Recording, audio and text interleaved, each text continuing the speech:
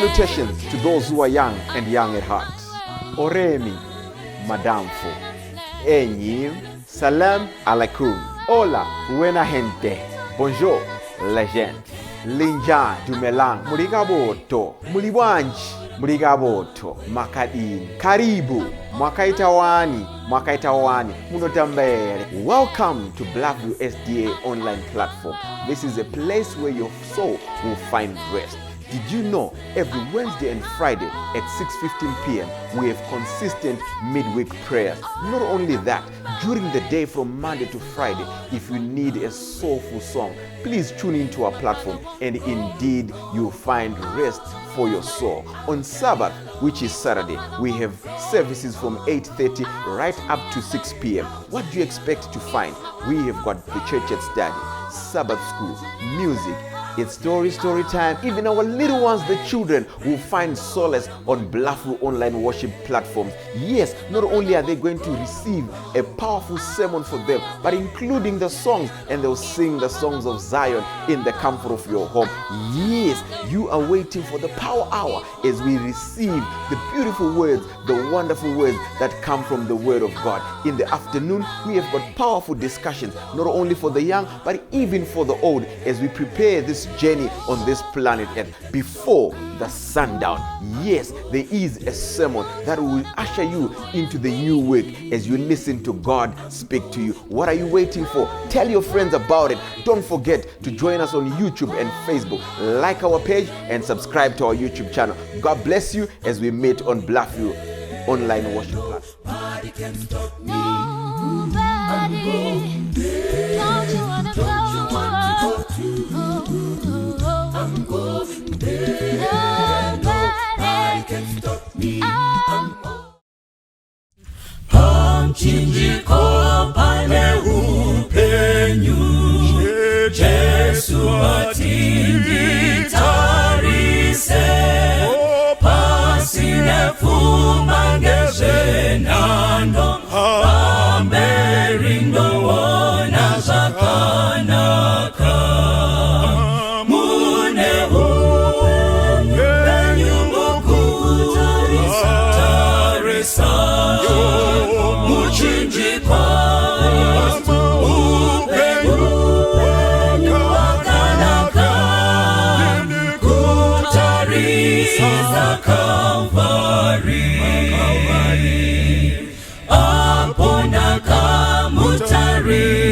Jesu, iye akanyemwerera kutilawa mumatambuzo muchinjiko unandisimbisa mune upenyu mukutarisa muchinjiko Kristu upenyu wakanaka kutarisa Kalvari dinozotarisa mchinjiko ndosimira muchinjiko hakuna anozoputika panosimira simbaredenga mune upenyu mukutarisa muchinjiko upenyu wakanaka kutarisa Kalvari mune upenyu mukutarisa muchinjiko upenyu wakanaka kutarisa Kalvari upenyu wakanaka kutarisa Kalvari upenyu wakanaka kutarisa Kalvari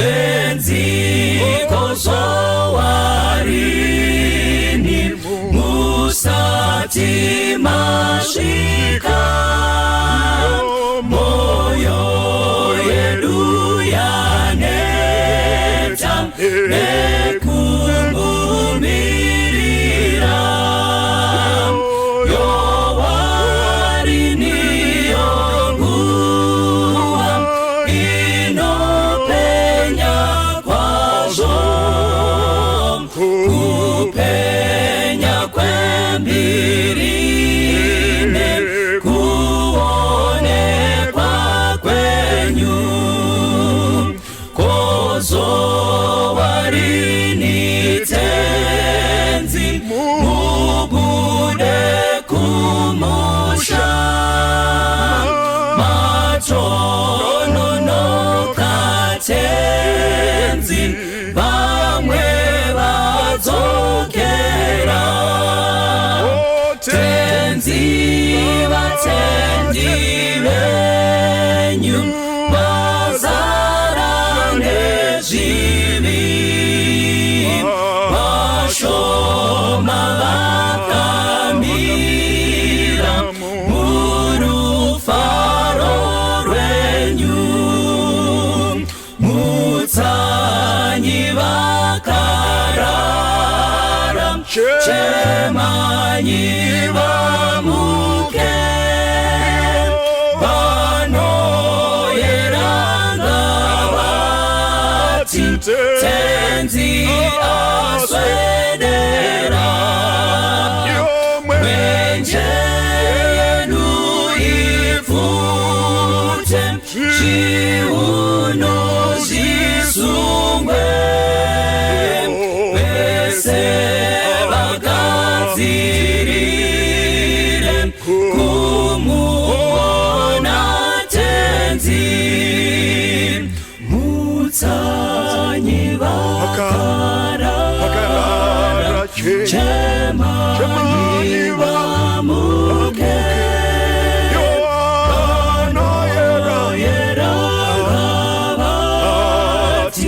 tenzi aswedera mwenje yenu ifute zviuno zvisungwe vese vagadzirire kumuona tenzi vese vagadzirire kumuona tenzi.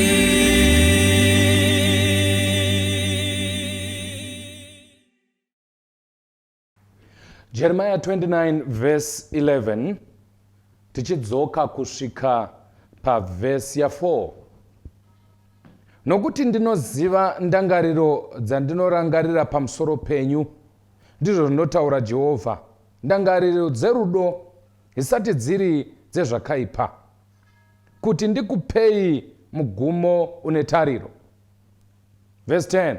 Nokuti zvanzi naJehovha, kana makore 40 apera Bhabhironi, ndichakushanyirai nekusimbisa shoko rangu rakanaka, ndichikudzoserai kunzvimbo ino. Verse 9. Nokuti vanokuprofeterai nhema nezita rangu, ini handina kuvatuma, ndizvo zvinotaura Jehovha. Nokuti zvanzi naJehovha wehondo, Mwari waIsraeri, vaprofita venyu vari pakati penyu navavuki venyu ngavarege kukunyengerai, regai kuteerera kurota kwenyu kwamunovarotesa. Verse 7. Mutsvake rugare rweguta kwandakakutapisai, muri nyengeterere kuna Jehovha, nokuti norugare rwaro imi muchava nerugarewo. Wanai vakadzi mubereke vanakomana navanasikana, wanisai vanakomana venyu vakadzi navanasikana venyu muvaise kuvarume, kuti vabereke vanakomana navanasikana, muwande murege kutapudzwa. Zvivakirei dzimba mugaremo, simai minda mudye zvibereko zvayo. Zvanzi naJehovha wehondo, Mwari waIsraeri, kuna vose vakatapwa vandakatapisa Jerusarema vaiswe Bhabhironi. Mwari awedzere chikomborero pakuverenga kweshoko rake.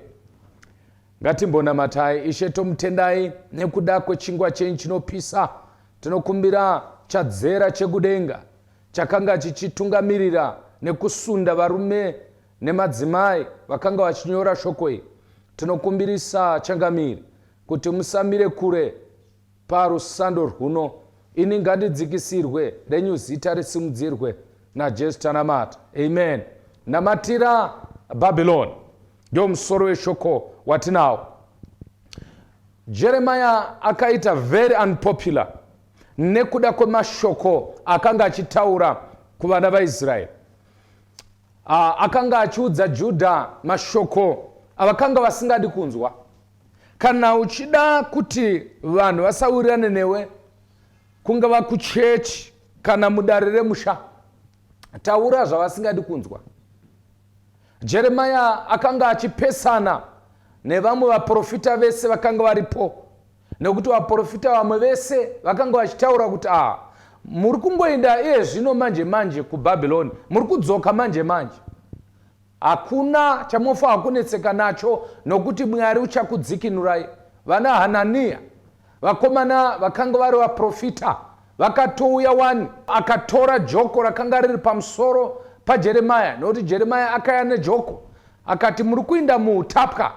But Hanania akatora joko riya akarityora akati Mwari ari kuzotyora utapwa hwenyu nekukasika. Actually vaitoti gore hariperi munenge madzoka. But Jeremiah chakaita kuti asaite mukurumbira ndechekuti akanga achitaura mashoko ekuti kwete hamusi kudzoka yezvino. Regai nditi even panguva ino ungatoona mharidzo ino sechinhu chingatokukuunisa. Regai ndigare ndataura, handina kuuya kuzotaura mashoko anokufadza kana kuti ndakatakura good news, kwete. Ndine mashoko asingafadzi iye zvino asi ane tariro pazuva ramangwana. Unogona kusave nemufaro neshoko rachataura, but ndikandikutaurire mufaro uri kumberi. Musure mekusuwa kwako pane mufaro wakagadzirwa naMwari. Handisi kuzotaura pamusoro pekuti kurwara kwako kuri kupera manje. Handisi kuzotaura pamusoro pekuti nhamo yako iri kupera swera mangwana. Handisi kutaura pamusoro pekuti kambani yako ichaita mari ichamuka. But ndiri kuuya kutozotaura newe kuti zvinogona kuitika kuti kambani yako yakutovhara. Izvozvi zvauri kutoona kuti miviri iri kunetsa uchimbopinda muchipatara uchidzoka, zvinogona kuitika kuti vhiki inouya kana mwedzi unouya urege kudzoka zvakare, but upetwe upinde muvhuri unotonhora. Shoko raMwari riri kutaura pano kuti imimi vaJudha zivai chinhu ichi, muri kunyeperwa kuchinzi muri kudzoka manje. Nhamo iyi haisi kupera yezvino. Rega nditaure newe, vazhinji vanoprofita vachitaura kuti rugare nekugarika mukati menyika. But regai nditi shoko raMwari kutizivisa, potoenda pakudzoka kwaJesu kwechipiri, nhamo dzichawanda. Potoenda pakudzoka kwechipiri kwaJesu, taakuswedera pakurira kwehwamanda, tichaviga vakawanda, ticharwara, nyika dzicharwara. Let me talk to someone. Hapana good news yatichataura pamusoro pekanyika kano kunze kwenhau dzakanaka dzenyika inoya. Ikoyo pamberi tichazozivana kana tichazoonana tave ikoyo. Ndiyo nyika chete yatakamirira. Jeremiah anovataurira pachena, imi maakuinda Bhabhironi. Kana muchinge mapinda muBhabhironi, zivai chinhu ichi, indai munovaka dzimba. Indai zvakare munorodza vana venyu. Itai minda murime. In other words, Jeremiah ari kutaura mashoko akasiyana neanga achitaurwa nevanhu. Vanhu vari kuti muri kudzoka manje. Vanhu vari kuti nhamo iri kupera manje. But Jeremiah ari kuti itoindai munovaka, hamusi kuzodzoka iye zvino. Actually, kwete imimi chete, vana venyu ngavaroore nevazukuru ngavaroorwe kusvika Jehovha akushanyirai. Hallelujah. Ndinofarira vhesi ya 12 muchadana kwandiri. muchandonyengetera kwandiri, neni ndichakunzwai. Muchanditsvaka mukandiwana kana muchinditsvaka nemwoyo wose. In other words, the Bible is saying, maenda kuBhabhiloni kana masvika muutapwa, masvika mukudzvinyirirwa nenyika yeBhabhiloni, zivai chinhu ichi, Jehovha uchakushanyirai. I want to say this morning, I want to say this afternoon, this evening to you, my brother, my sister, God is going to visit you one day. Mwari uchakushanyira rimwe ramazuva. Vanhu vashanya kumba kwako vakwana. Iye zvino yakwana nguva yekuti Jehovha akushanyire. But what is Jeremiah saying here? He is saying, kana maenda ikoko, musanuchema muchitarisira tudzoka mangwana, musanusvika ikoko muvaka misasa muchiti muri kudzoka mangwana. Indai munovaka, muzive kuti 70 makore asati apera. Asi kuvaudza kuti hamusi kuzosunungurwa, but ari kuti munosunungurwa nenguva yakataurwa naJehovha. Mazvibateerawo naMwari. Hamusunungurwi nekuda kwemadlauzani ari kuitwa nevanhu, but munosunungurwa uchabuda munhamo yako kana makore akatarwa naMwari achinge apera. Rega nditoti even panguva ino tiri kunamatira rugare, tiri kunamatira kuti ikonomi dzedu dzisimbe, tonamatira kuti vana varoorwe, tonamatira kuti varwere vanaye, tonamatira kuti denda ritukwe nezita raJesu, tigonamatira kuti mvura inaye, tiri kunamatira zvakare kuti even avo vari kuita mabhizinesi avo vakwanise kuita mari. But let me talk to someone. Tichinamata chidaro, Mwari ndiye anoziva kuti makore 70 ndinini. Zvinoreva kuti vamwe vari pa60, vamwe vari pa50, vamwe vari pa58, vamwe vari pa69, vamwe vati umwedzi wokupedzisira. But hold on, my brother. When God shall visit his people, Mwari uchavadzikinura. Ndafarira pfungwa nekushanya kwaMwari. Akamboshanya mubindu reEdheni. And what happened? Paakashanya mubindu reEdheni, ava vana vasina kupfeka, akavasiya vapfeka. Paakashanya pamusha waAbhurahama, awana asina mwana, akamusiya akuchemedza rusvava. Paakashanya pamurove, apo vanhu vakanga vachiparadzwa nemurove, akaropafadza Noa nemhuri yake, akavaburitsa mukati mengarava. Paakashanya mumusha waShadrach, Meshach naAbednego, vakapinziwa mukati mechoto, Jehovha akavaburitsa muchoto. Paachashanya kumba kwako, I don't know what situation yauri mukati mayo, but let me talk to you. Jehovha uchashanya. Paachashanya pano panyika, akamboshanya paTower of Babel, pakanga vachivaka tawa reBhabhel vachiti, isu kana mvura yakudzoka, mvura yaNoa yakuuya, tinozotizira kumusoro kwaisina kumbosvika. Jehovha akashanya kuzoona vavaki. The Bible says akazovakanganisa kutaura kwavo, ndokubva paitika confusion. Vamwe vanofunza kuti Mwari akaunza confusion paTower of Babel, ipo panobva shoko rokuti Babylon. But let me talk to you, Mwari haasi author of confusion. But nekuda kwokuti vanhu vayanga vari confused already, Mwari akambobvisa protection yake, ndokubva confusion yavo yabuda pachena. Zvinobudisa pachena. Kana Mwari achinge ashanya kumba kwako, wangaone rimwe dambudziko rawinaro. Paakashanya pajere repaFiripi, Peter akabuda mujere. Paakashanya mukati meupenyu hwaEsther, Mwari akamuropafadza, akadzikinura vana vaIsraeri, vaJudha vakanga vakuparadzwa. Saka Mwari akashanya kumba kwako, anokusiya wawe pachinhano chiri nani. Saka rega nditi mangwanani ano, kana wanga waburitsa invitation uchidaidza munhu kushanyirwa kumba kwako, wasiya Jesu warashika, bvunza kuti Jesu apiwa here kadi reinvitation. Nokuti paakashanya pamuchato weKana, waini yapera, vakasara vakufara waini yakanga yapo. Kana Jesu akashanya mukati memusha wako, hapana chaanosiya chisina kugadzikwa. Tarisa zvaakaita paakasvika pamariro, vanhu vachizviorera pasi. Apo Razaro akanga aoma, Razaro avigwa akutonhuhwa. Paakashanya pamusha waMaria naMarita, akavasiya vakuseka, akavasiya vakusekerera, akasiya kunhuhwa kwakunhuhwira. Kana Jehovha ashanyira vanhu vake, there will be peace in Babylon.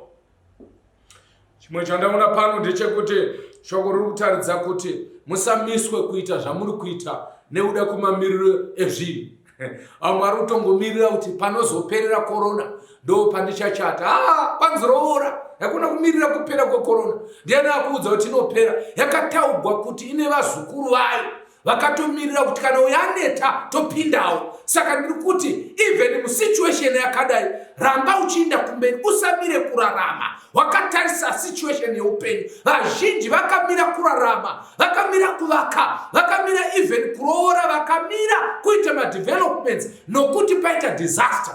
And yet some vakaendera mberi vachiita izvozvo. Munguva yekunetseka, munguva yeutapwa hwako, ramba uchienda kumberi, ita zvawakanzi uite.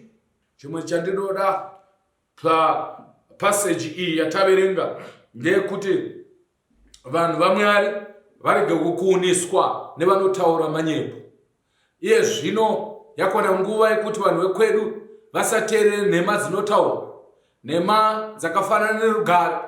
Kutanga kwegore rimwe nerimwe munozviziva imi kuti mukati memachechi munotaurwa mathimu andingati dingindira regore.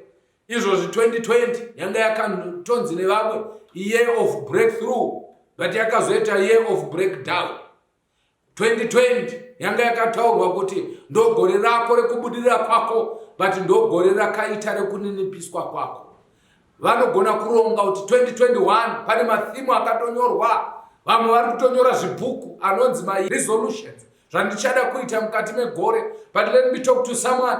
Kunyora ngatinyore, ngatiplane chienda kumberi, but ngatizive chinhu ichi. Kana Mwari asati ashanya, hatibudi muBabylon.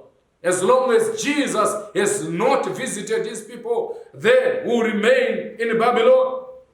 What do we mean? Tiri kutaura shoko rekuti situation yaunayo no confusion. Babylon is confusion. Situation yaunayo no confusion yaunayo.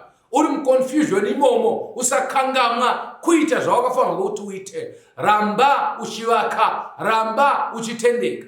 Ita mhuri, usamira. Ita zvawakanzi uite, maprojects ngaitwe. Uri muconfusion, imomo muconfusion. Ita zvawakanzi uite, usamire ba. Chimwe chinhu chandoda kuti muzive ndechekuti Bible soko raMwari rinotaura mashoko anokosha. Jeremiah achitaura, chimwe chaakataura ndechekuti mapinda mukati meBabylon, muutapwa imomo, munofanira kuti muzive chinhu ichi. Mukaberekana muchiwanda, hatidi kuti mutapudzwe. Amen. Pfungwa yekutapudzwa ipfungwa yekuti Israel yaifanirwa kuramba ichiwanda. Kubva even muEden, Mwari vachitaura kuna Adamu neEvha, kwakusina kuparidza kwatiri kuita kuti vanhu vatendeukire kuna Mwari. But Mwari wakanga wakasarudza kuti murume nemudzimai abereke rudzi rwaMwari. Saka kana vanhu vachinzi varoorane vechitendero chimwe chete, kuitigwa kuti mubereke rudzi rwaMwari. Kana vakurarama, vana venyu vakurarama, vanenge vachitori zvapupu kune vahedheni kuti Mwari wakanaka. Saka panapa pari kunzi kana maenda kuBhabhironi musamira nyaya yekuberekana. Pfungwa ndeyekuti wandai verudzi rwaMwari. Amen. Munguva yeconfusion, apo zvinhu zvakaoma, vanhu verudzi rwaMwari ngavawande. Kuwanda kwevaIsraeri kwaive kuevangeliza, kuti vanhu vakawanda vauye kuna Mwari. In other words, evangelism yavo kwakuri kuwanda kwavo, nokuti vaifanira kana vawanda vorarama kurarama kwakanaka, vakaipa vodemba kunamata Mwari wavo. That's why muchiona kuti pavakabuda even Noah achibuda muareka akanzi kudii naMwari, berekanai muwande. Saka pano vari kunzi kana maenda kuBhabhironi musakangamwa ishu nechekuita nekuwanda kwavatsvene vaMwari. Saka tiri mukati meconfusion, tiri mukati mekurwara, tiri mukati medenda, tiri mukati mekudonha kweekonomi, tiri mukati mekuoma kwezvinhu. Musakangamwa kuti vakarurama vanofanirwa kuwanda. Saka kuwanda kwavakarurama kunoitiwa nei? Ivhangeri iyi eushe inofanirwa kuparidzigwa mumarudzi ese nendimi dzese nevanhu vese, ipapo uguma kuchasvika. Saka tiri mukati mekuita maprojects edu ese, tiri mukati mekusevenza kwatinoita. Tisakangamwa kuti vatsvene vanofanirwa kuwanda, ngavawande nekuparidzwa kweshoko. Hatifanirwi kumira, hatifanirwi kuenda paposi kana takuita zvokunamata. Vamwe vakabva vatomira, vamwe vakabva vatorega zvachese kunamata, nokuti paita denda. Muhondo ngamunamatwe, mudenda ngamunamatwe. In other words, Judha iri kuudziwa muri mukati meBhabhironi zvichirwadza. Musakanganwa kuwanda. Muri mukati mekunetseka, musakanganwa kutaura shoko raJesu. Jehovah vatsvene vawande, because ndo ichaita kuti mushanyigwe naMwari. Haleluya. Kana Mwari achinge akuya kuzoshanya muBhabhironi yamuri, anofanirwa kuwana vatsvene vakawanda kudarika vakaipa, if possible pasisina kana vakaipa. Saka vari kuzivisiwa about evangelism. And then verse 7 inoti mutsvake rugare rweguta kwandakakutapisai. This is very critical. That's why Jeremiah akave very unpopular. Kunzi iwo unoda kuti tinodzikama tipfave isu takatapa, unoda kuti tinoita sei, uri kuti kudikwe iwewe, unoda kuti vanhu ava vatibatire, haudi kuti tigwisane navo. Jeremiah anotaura kana maenda kuBhabhironi, tsvakai rugare gwenyika kana kuti gweguta reBhabhironi. What does that mean? Verse 7 section 2 kana section 2 inoti muri nyengeterere kuna Jehovha nokuti rugare rwaro imi muchava nerugarewo. Pakakosha. Jeremiah ari kuti maenda kunyika yeBhabhironi, maita zvekurima, maita zvemaprojects ese amungaite, mabereka vana. Don't forget to pray for the peace of Babylon. Amen. Musakanganwa kunamatira runyararo rweBhabhironi. Reason yapiwa nokuti kana guta rikava nerunyararo, kana guta rikava nerugare, nemiwo muchava nerugare. Apa ndo pandinoda. Jeremiah ari kuti pane vanhu vachaenda muBhabhironi, munyika yevatorwa, munyika yekutapwa, asi kana vakanamata vachinamatira kuti Bhabhironi racho rive nepeace, ivo vachava nerunyararo vari munyika yeruzha. In other words, ari kuti kune vanhu vanenge vari muBhabhironi but vari Jerusarema, mapabata edu. Koita vanhu vanenge vari muBhabhironi asi vari vaIsraeri vari muBhabhironi. Saka chinosiyanisa vanhu vari muBhabhironi nevanhu vari muBhabhironi vari muBhabhironi nevanhu vari muBhabhironi vari kuJerusarema kunamatira runyararo gweguta reBhabhironi. In other words, he is saying, kana mukanamata kuti runyararo gunge gurimo mukati meBhabhironi, imi muchabereka vana zvakanaka. Come on, cheche Mwari. In other words, muchavaka zvakanaka, mucharima zvakanaka, ende vazukuru venyu mucharodza. Zvino kana guta rine ruzha, guta risina kugatsikana, munorima sei? Apa 70 asadzapera. Paidzana mwana.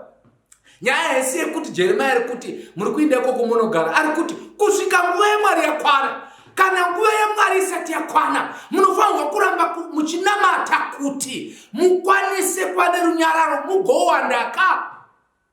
Saka kana nguva isati yakwana, basa remuKristu kunamatira runyararo rweBhabhironi kuti akwanise kuevangeliza, kuti vatsvene vawande. Amen. Kana manzoro ndataura panapa, zvinoreva kuti kana tonamata hasi kunamatira Bhabhironi kuti rigarike zvaro, but kunamatira kuti pfuti dzirege kurira muBhabhironi. Noti dzikarira hatigoni kubereka vana zvakanaka, dzikarira tinotiza misha yedu. Saka tiri kuti ngatinamatire Bhabhironi ive nerunyararo, tikwanise kutaura kuti Jesu ari kudzoka, vatsvene vawande tiri muBhabhironi.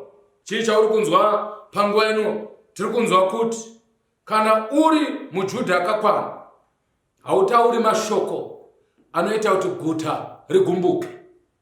Yes, kana uri muJudha akakwana, hauiti mashoko anoprovoka kuti vakakutapa vawane chekukurova nacho. muJudha akakwana anonamatira muroyi wake kuti vhangeri raMwari risvike kuvana, arege kuzopa uroyi kuvazukuru vake. muJudha akakwana anonamatira vanhu vanomukumitira utsinye kuti ivo vega vatendeuke, varege kurunzira vamwe kuti vanoita utsinye varege kuwanda. Saka basa remuJudha kutapudza vanhu vakaipa. Come on.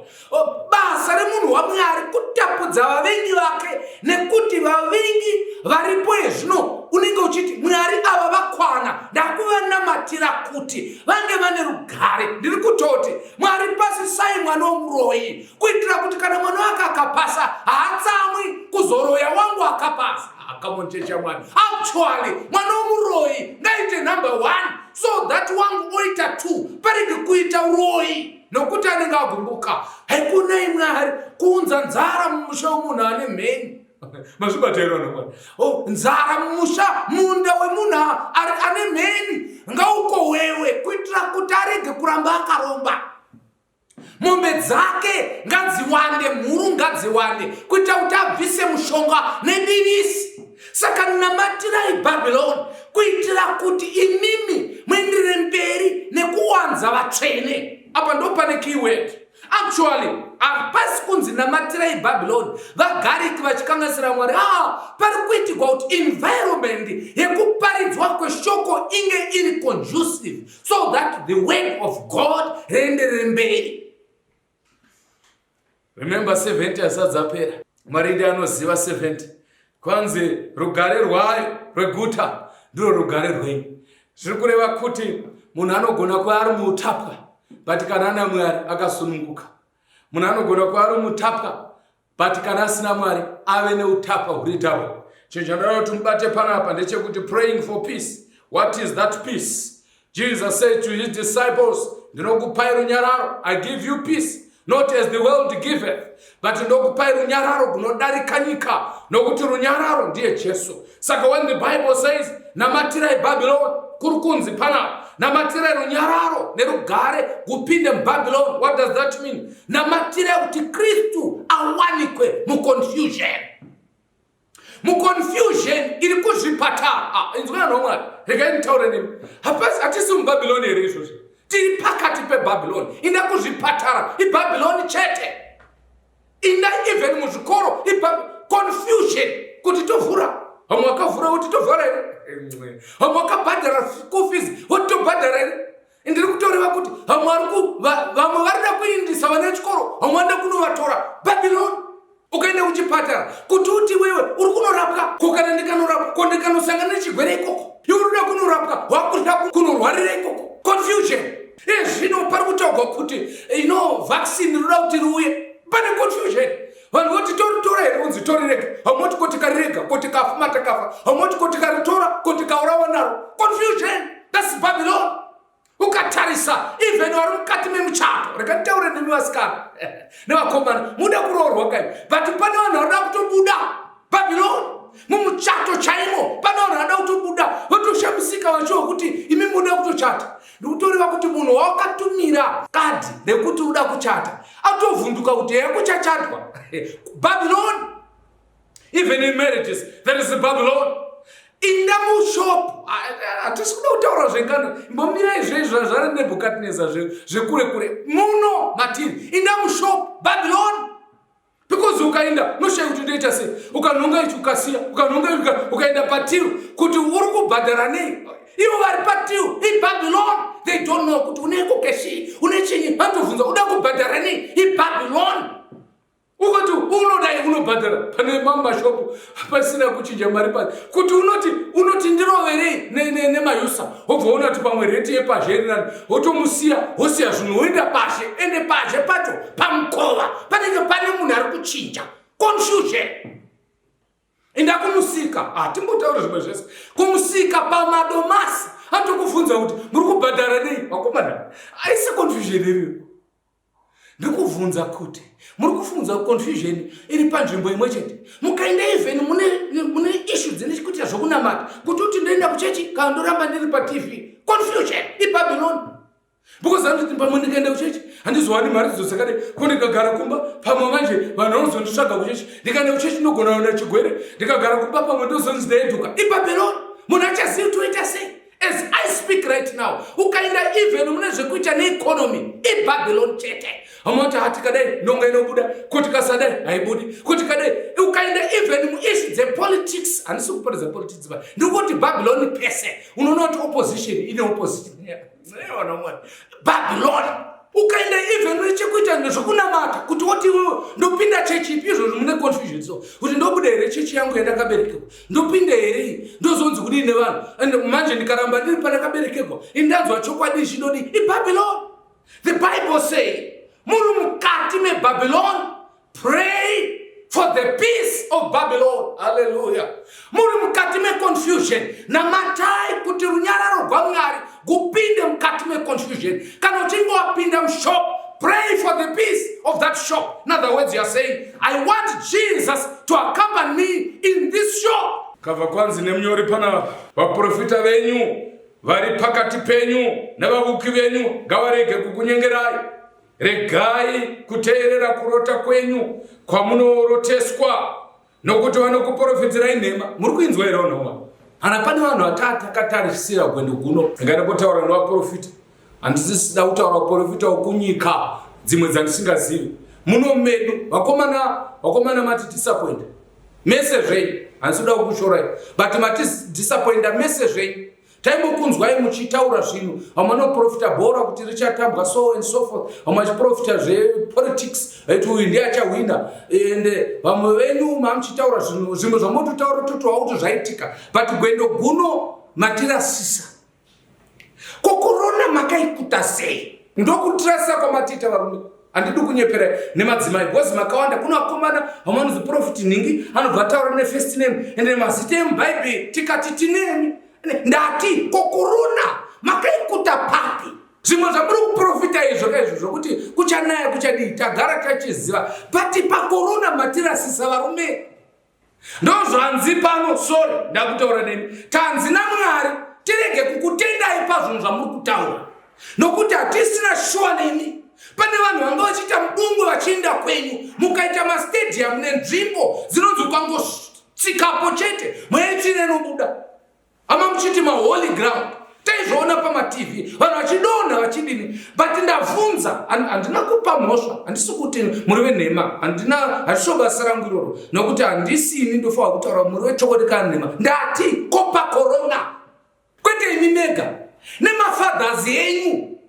Handiti mnana baba vamunoti baba. Ndati ko spiritual father vakaikuta sei? Because tiri kuwakuti hasi zvemuno chete, even miri, even kunyika dzamainda muchinonamatigwa nekuanointwa nemutungamiriri nafadha wenyu akaikuta sei korona. Saka tanzi panapa naMwari tisakutembei futi.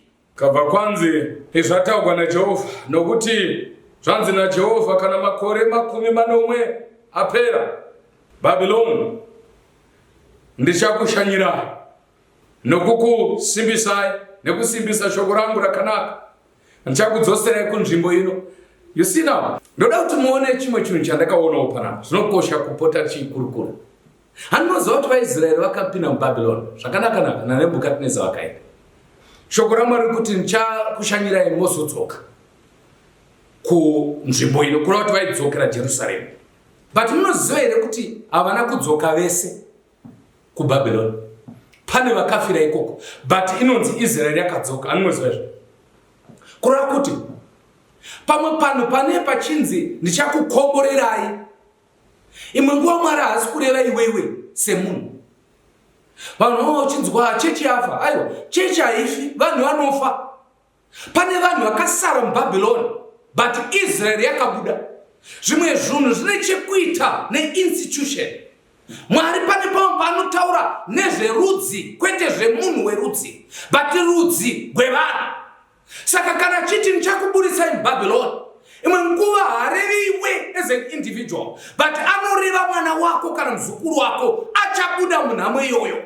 Saka usazofunga kuti kana uchinzi uchanaya kubva kuchipatara uchinzi ndikutuka nemavanga akatakaponeswa, ropa rake rakatichenura kubva kuningi kunhamo dzese nekurwara, Mwari ndiye akarwara saka isu hacharwari, woti wewe uchapona. Ndopari kunzi vaprofita sekutendei ipapo, nokuti pane vakafira muBabylon vari veJudha, asi Judha yakabuda.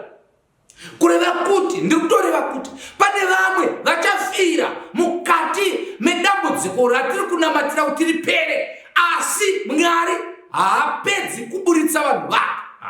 Hapana chamadza. Ndiri kuti pano vakomana vakati kuna Nebhukadhineza, isu nyange tikatsva but Mwari achiri kugona. Kufa kana uchinge warwara nekuda kwekensa hazvibvisi kuti Mwari anogona kuburitsa vanhu vekensa. Saka kana uchinge wazotadza kuroorwa, teerera tete, Usazofunge kuti vanhu havarooreki uye vanhu havacharoorwi muchechi. Pane vacharoorwa, Mwari achiri kuzviita. Saka mangwana ndoda kuti uzive nyaya. Kuburitswa kwako mudambudziko hazvirevi kuti vanhu vese vachabuda. Pane vamwe vachasara varimo. Ndo Babyloni yepane. But I have good news for Judah. Hallelujah. Ndine nhau dzakanaka. Kana Kristu ashanya panyika ino yeconfusion, hapana achasara pano. Paakashanya muBabyloni, pane vamwe vakasara ikoko vari mukati memakuva, vamwe vakasara vachiri kusevenzako. But paachashanya panyika ino inonzi planet Earth, hapana achasara pano. God is going to visit his people. Oh, how I love Jesus. One day Kristu achashanyira nyika ino. Kana chingaishanyira, vese vakadaniwa nezita rake vachadzikinurwa kubva panyika ino toenda kunyika, nyika itsva. Ikoyo tosangana pamberi, tichaonana kana Jesu achinge adzoka. Ndafarira pfungwa inotevera zotaurwa. Pese mukacherechedza panogwene shoko rokuti zvanzi naJehovha. Jeremia akataura kuti nyaya ndiri kutaura haisi yangu, ndeyaJehovha. Saka kana takunamata munhu waMwari, usazotora nyaya weipa munhu, iyi ndeyaJehovha. Kana Mwari achinge akushanyira, ziva kuti dambudziko rako rapera. Mwari agona kushanya muBabyloni, vamwe vakafiramo, but Israel yakabudamo. Saka kana Mwari ashanya kumba kwako, iwe kunyange ukafa, Mwari ari kutaura, ndichakuburitsai. Vazhinji vanogona kufa nekurwara, but Mwari achavaburitsa vachibva mumakuva. Ndafarira vhesi ya 11. Kwanzi nokuti ndinoziva nokuti ndinoziva ndangariro dzandinadzo dzandinorangarira pamusoro pako, ndizvo zvinotaura Jehovha. Ndangariro dzerugare dzisati dziri dzezvakaipa, kuti ndikupei mugumo une tariro. Hallelujah. This is what? A hopeful future. Okay, not just a future with a hope, but the future itself is hope.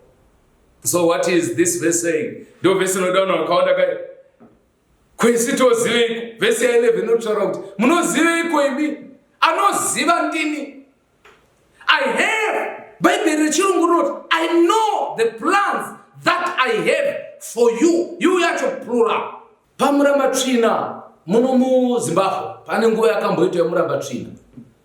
Vari kutoti tsvina, vanhu vakufungidzwa kuti tsvina marara, but chainzi tsvina ipapo dzimba dzakanga dzisiri papulani. Dzimwe dzacho dzanga dziri papulani dzakashata kudarika dzanga dzavakwa dzisiri papulani. Makadziona dzichiparadza. Pane vamwe vakatokwira pamusoro pemba akati aiwa nandiburuki pano, manje vakanga vatuma kuzoparadza vaingoene chiyai chinonokora chiyai, akatozoburuka achitiza. Aona kuti vanhu vari kuparadza vanotori nemandate, vakapiwa power yekuparadza, nokubva vaparadza dzimba dzese dzakanga dzisiri papulani. But dzimba dzanga dziri papulani dzakasara dzakamira. Makaona muno mumbariro pakasara tumba tutoko twaturi papulani. As long as mudhuri wayo wanga uri papulani, kunyange kakari ka one room kakasiwa nokuti kakari papulani. Kamwe mcheche Bwana. Kana Mwari ane plani newe, hapana chinoitika. As long as Mwari ane plan, actually ane plan haasi town planner, ane plan haisi kanzuru yeupenyu wako, ane plan haasi kansela wewadi yako, ane plan yeupenyu wako haasi president wenyika yeZimbabwe, ane plan yeupenyu wako haasi MP kana video chairman, ane plan yeupenyu wako isi Jehovah. Na izvozvo plan yako haigari mudrawer ka town planner, plan yako haigari office kwa manager. Plani yedu inogara in the holy sanctuary. Hallelujah. Kana kunyange ndiri mfupi but ndiri pa plan. Kunyange ndiri mutema ndiri pa plan. Kunyange ndisina mari ndiri pa plan. Kunyange ndifamba netsoka yone motokari ndiri pa plan. As long as munhu ari pa plan abuda. Muramba tsvina iri kuuya. Kana muramba tsvina ichinge yauya, uri pa plan here ya Jehovah. Ana uri pa plan mawanzo. Ndi avo vanonamatira rugare munyika yevatorwa kuti vakwanise kuparidza evhangeri ushe, vabudiswe munyika yevatorwa, vawanda, vachienda kunyika inouya. Uri papulani. Hazvidi kuti zvinhu zvako zvakarongeka. As long as usiri papulani zvinoparara. Kana Mwari akati ndine plan. Munoziva kuti ndinomboona kubhora imwe nguva handinyanyi kurifarira zviya zvinoitwa vamwe vanobva vaita songe yachechi zvokuti anotoenda kubhora akabata kotani vamwe vanototi katambwa musi wechechi chechi inotombomira munhu achiona bhora. Handirwisisi kuti uchiri kuita zvokunamata here, unosapota munhu ari kuEngland zvakadaro zvokuti iye hambokuzivi, asi unotosiya sevhisi yechechi uchinokuza munhu ari muTV. Mamboona here zvavanoita kana ichinge yatungamira opposition team unova kuchinzi tinodzora. Iye hamo ari kunze but anoti tinodzora. Ende muchazoona vakomana vanokomenta vachitaura kuti uyu manager wacho anofanira kuzodai ende kana vachidzenga vadzoka pasecond half vakazodzora vakawina vanobva vanzi anga ane plan. Saka inzwai munhu waMwari, Mwari ane maplan neupenyu hwako. Hausi accident. You are not just there by accident. Whether wakamira sei, hauna kudzidza kana kuti hauna mari, izvo zvazvinei hazvikubvisi paplan yaMwari. Nokuti plan haidhirowiwa vako. Imi mani maita sei kuona waMwari? Dzimba hadzitangi dzavakwa dzozodhirowa paplan. Chinotangwa iplan. Saka Mwari ari kuti ndakatanga ndaronga. Chiri kunetsa ndechekuti muri kuvaka musingatevedzeri plan. But kwanzi ndoda kukupa ichi, ndoda kukupai ramangwana rine tariro. Hakuna tariro inokunda tariro yekudzoka kwaJesu. Inotaurwa chizi tine tariro inofadza, tariro yekuonekwa kwemuponesi. Kwanzi hapana guta rinogara, asika maguta ese achaparara. Tine tariro inofadza yekuonekwa kwamuponesi. Tariro hombe yatinofanirwa kutarira kwairi itariro yekuponeswa kwedu. Hauna kuitirwa plan yekuti upinde mbawa, iyo extension yako. Paplan yaMwari hapana pawakambonzi uchasvita fodya. Kuronga kwako, imba yako yawawo extenda isina kuapuva. Paplan yaMwari hauna mbonzi unoita upombwe uchimhanya nevarume vese nezvako izvi extension. Dai Mwari anga akaronga kuti unoputa fodya, hakuna imba ine hutsi isina chimini. Tingare tine chimpongoro chakadai chinoburitsa utsi kana waputa. Why do you put your things pazvinhu zvisiri zvaMwari? Chirongwa china Mwari pamusoro pako ndechekuti upinde denga, kwete kugara panyika ine. Nenzira munhu waMwari, kana vakukuudza kuti hauna maplan uti idi handina plan, come on. But Mwari ndiye ane plan yeupenyu hwangu. Ina handina plan. Ukaona achiti hauyaperegwa nemazano, indagara ndi plan. Mambona imba ino plan imi. Imba ino plan inoitwa yoaproviwa. Vanhu utoti komana yakanaka pasina kana mudhuri. Chaisa materials pamusoro nepasi toisa mawindo akati. Unobva watoona kuti ende vamwe vanobva vati hati adjusteya yabuda ari manje yakagarirwa pasi. That's why yakazoti uyaitite munhu. Yakanzi tomuita sei? Kanzi takuda kumuita akafanana nesu. Akamona. Saka plan yedu manje pattern. Nasi ndondakirwa nevhangeri vanhu vake maita seko kwamumboiti hemeni. Unobva washande hemeni, nyora kapo. Handiti uri padini, nyora ipapo kuti hemeni. Isu takasikwa Mwari achitarisa pattern yake. Saka plan yaidhirowa yemunhu Mwari aizvitarisa, akatarisa mugirazi onyora, akatarisa. Saka kana takatarisana naMwari, isu hatisiri pano kese. Iwo ndoda kuzvifaniridzana nepanapa nekuda kuita zvepanapa. Isusu takafanana neari kumusoro, tavhiringwa nadhiabhorosi. But otherwise the image of Jesus iri kuramba ichivandudzwa matiri zvekuti Ellen White says kana hunhu hwaMwari hwaonekwa pavanhu vake achavatora oenda navo kudenga. Pahwakaonekwa pana Enoki haana kuzoswera pano. Mai Methusela vakasara vaine vana vakurera vega. Yachirikadzi ndio chirikadzi inonakidza kuti haina kufirwa nemurume, haina kusiyiwa nekuramba, but murume wayo ari kudenga. Menoona Mwari uchirikadzi hwangosiyana siyana. Upai paunenge uchichema kuti murume wangu afa ndaachirikadzi, Mai Methusela vaichemawo vaiti murume wangu akaenda kudenga. Unofunga kuti vaifara? In other words, Mwari akanga ane plan neupenyu hwaMai Methusela. Ndoda kuti ndinamata ndasara nemaminisi maviri. Ndoda kunamata nemunhu asisina plan. Vamwe vane maplans mirai asisina asingaona kuti nai pastor ndandisi kumboona kuti kandi plan yacho iri papi. Number 1. Number 2, ndoda kunamata nevanhu vane shungu dzekunamatira guta Babylon. Confusion iri mumwoyo make, confusion iri mumwoyo make, confusion munyika. Zvinhu hazvina kumira mushe. Vanhu vanoramba vachida kugwa kuti nyika ikanganisike pane kuti munamatire kuti nyika irambe yakagadzikana, tiparidze evhangeri Jesu adzoke. Ndozvatiri kureva izvozvo.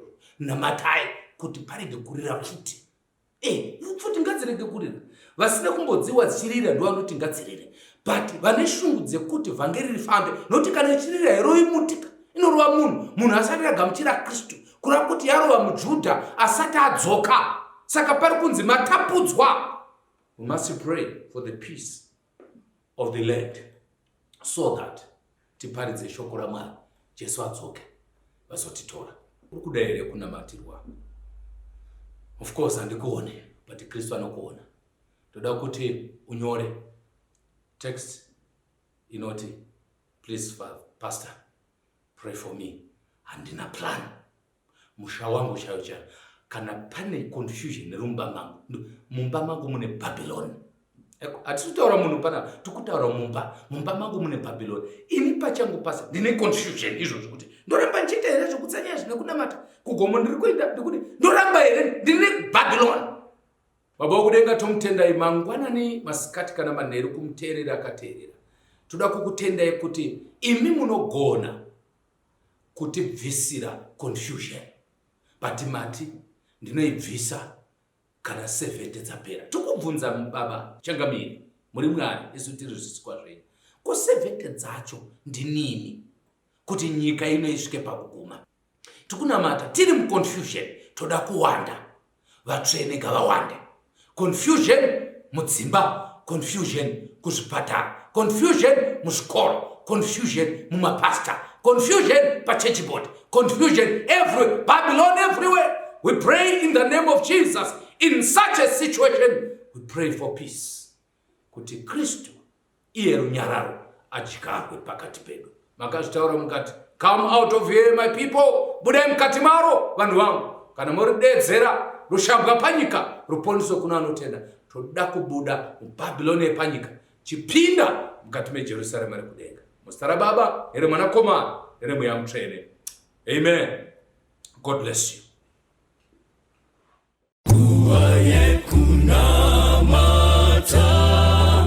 Moyo unofawa touya kuna Jesu onesi wedu nekutenda touya kuchishangu chedu ora pawa makaneta shakanaka kuwayo mukunamata tinokomborerwa ora pawa kaneta shakanaka kuwayo nguva yekunamata tenzi oswedera anetsitsi kunzwa vana vachichema zvese tinozviisa pamakumbo ake ora pawa kaneta shakanaka kuwayo mukunamata tinokomborerwa ora pawa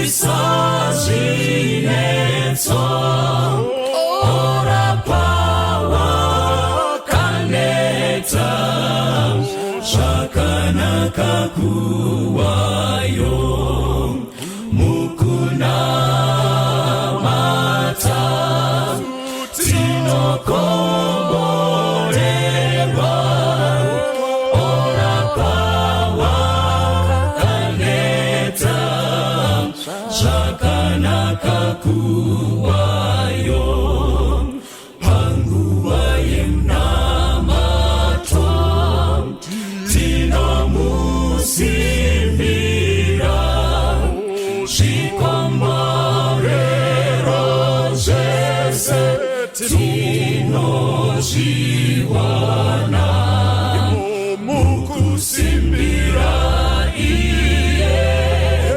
hamuna dambudzo ora pawa kaneta zvakanaka kuwayo mukunamata tinokomborerwa ora pawa kaneta zvakanaka kuwayo mukunamata tinokomborerwa ora pawa kaneta zvakanaka kuwayo.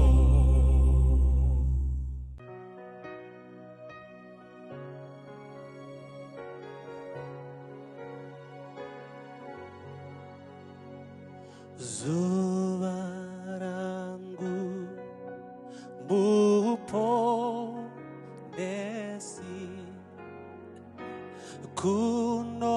kunopenya apo muri murambidze zvakaipa zvino zondidzikatira apo hope dzandibata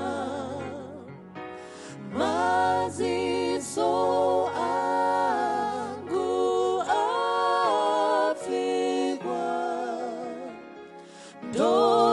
ndotondera kuchanaka kuna Jesu kuzorora